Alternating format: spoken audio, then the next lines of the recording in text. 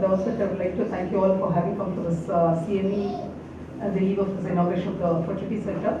And I would like to thank Dr. Nirmala Jaishankar for having accepted and come all the way from Chennai. I know she's quite busy in Chennai. She's a leading obstetrician. She's obstetrician for most of the city people also. And getting her online is very tough. And it's very stressful to work in Apollo with high profile patients. I know how tough it is, and she has been doing it in a very nice way.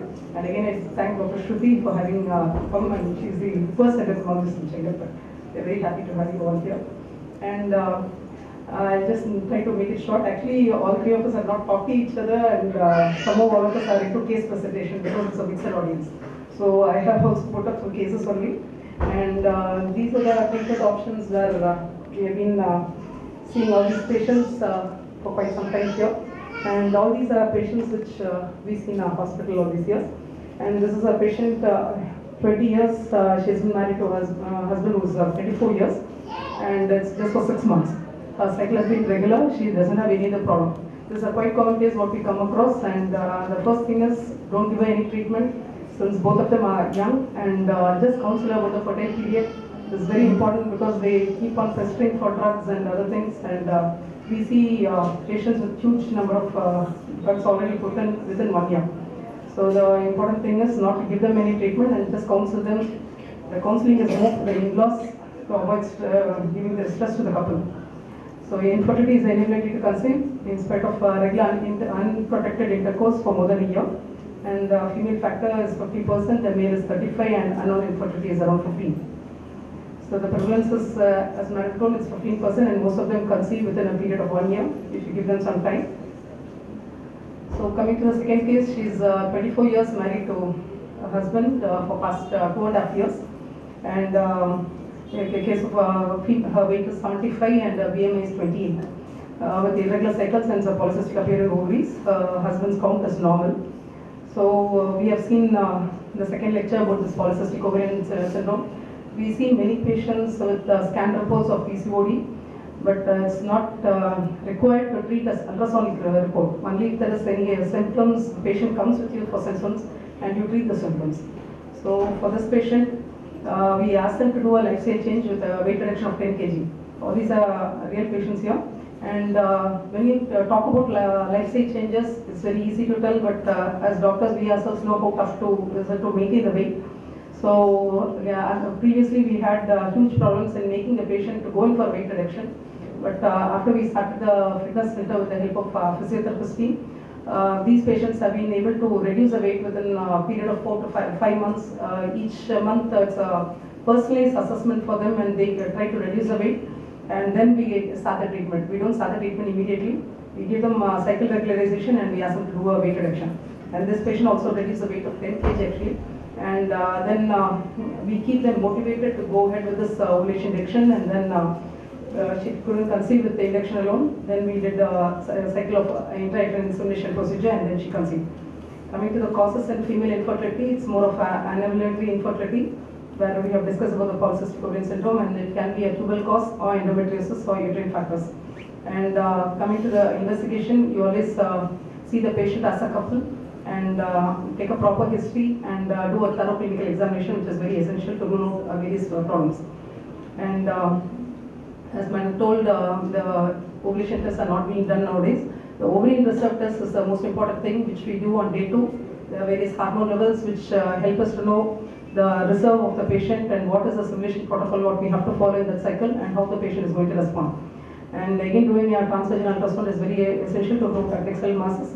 And a tubal patency check with the hysterosalpingogram is essential for patients who have crossed 1 year of infertility.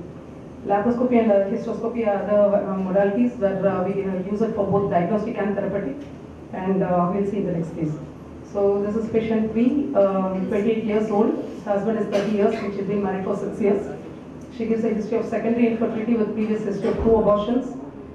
We saw the HSG and the patient had a uterine septum.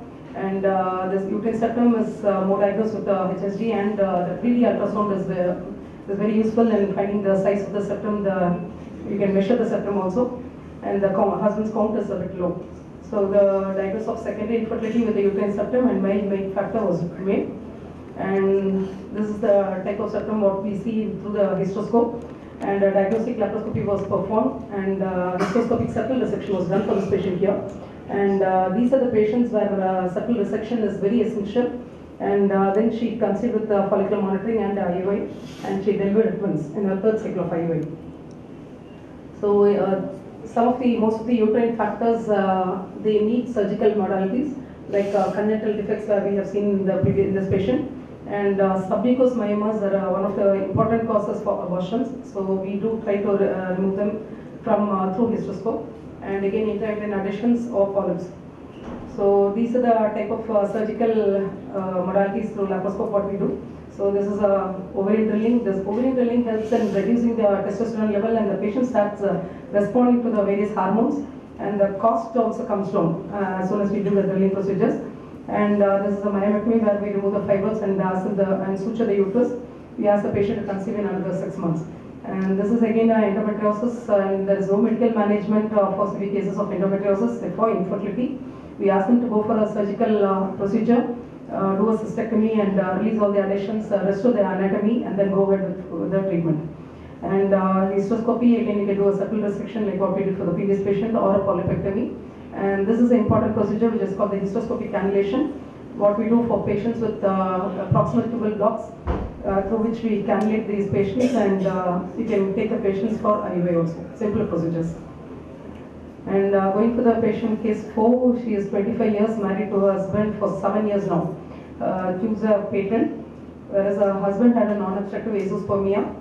And mostly, as we have seen in the previous 2 lectures, we have to see both patients together, both of them together as a couple, and check them, because many times females are loaded with hormones and other drugs, and the treatment is started for 2-3 years without even testing their husband.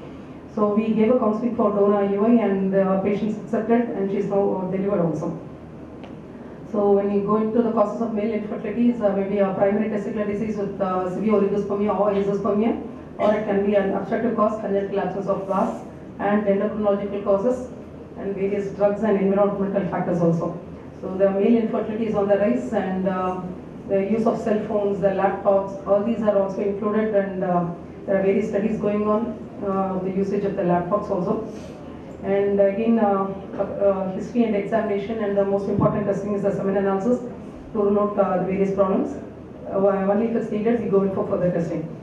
And the WHO guidelines of 2010 has come down. It was previously 20 million the concentration, and now it's 15 million now, and morphology is 4%. And you have to tell the couple about the level of semen analysis, because most of them are immediately they have a feeling of guilt and low self-esteem because of this low count. So you have to counsel the patients. And oligospermia is low count, teratospermia is morphology problems. Sometimes you have a globospermia where the count will be normal, but the Golgi apparatus is not okay, so the acrosome cannot penetrate the head, and hence these patients have to be, they can become pregnant only with XC. So doing a proper semen analysis is very important to rule out all these problems. And this is the andrology lab which we inaugurated today, where we do the semen processing and other things. And these are the treatment modalities available for assisted reproductive techniques.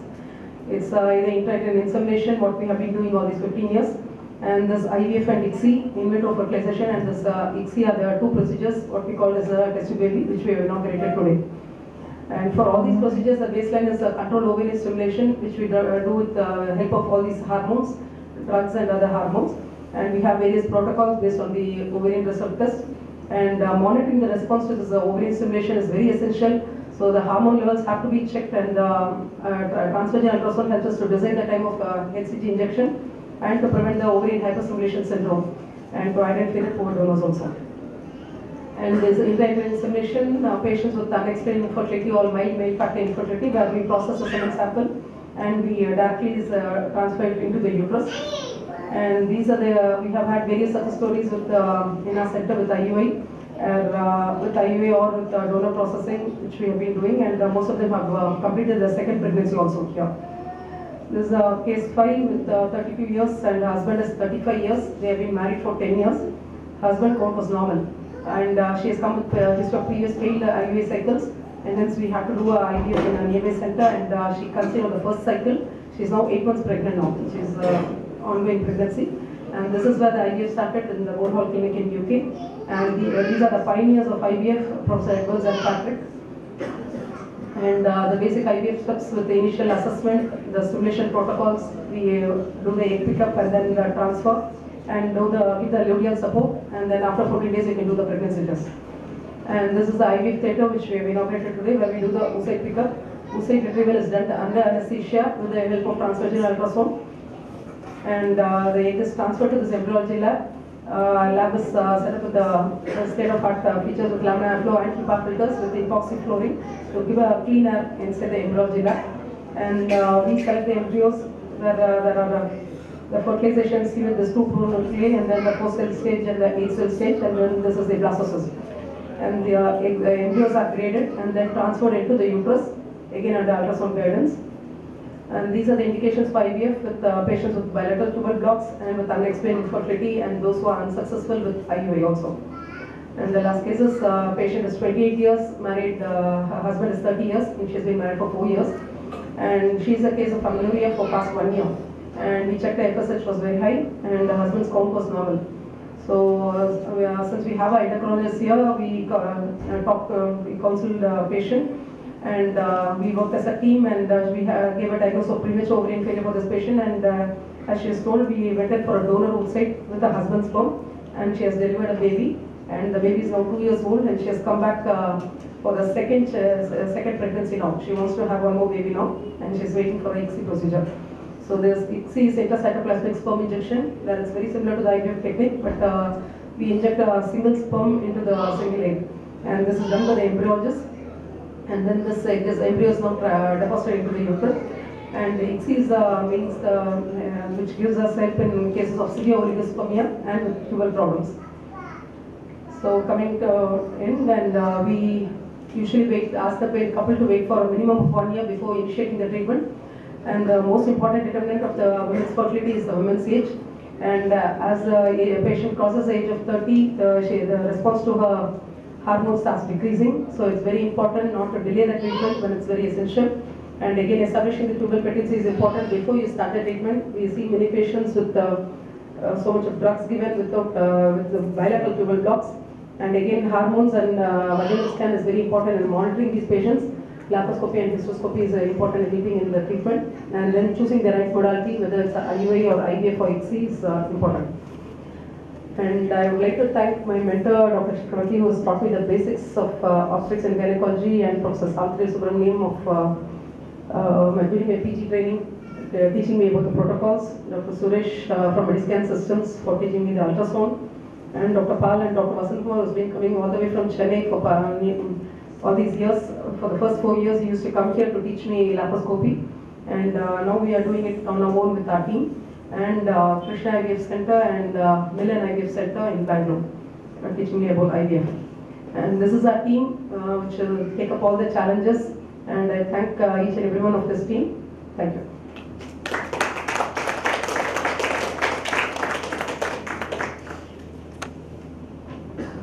We are coming to the last leg.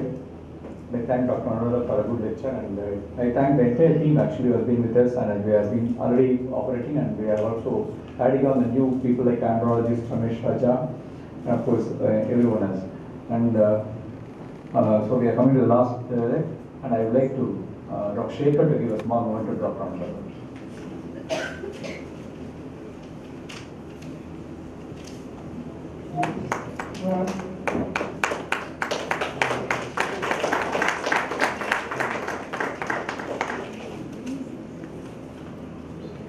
Coming to the very interesting aspect of Thanksgiving, and also I'd like to thank Dr. Iha Chakravarti, who has been the chairperson and he is not here right now, for accepting our invitation.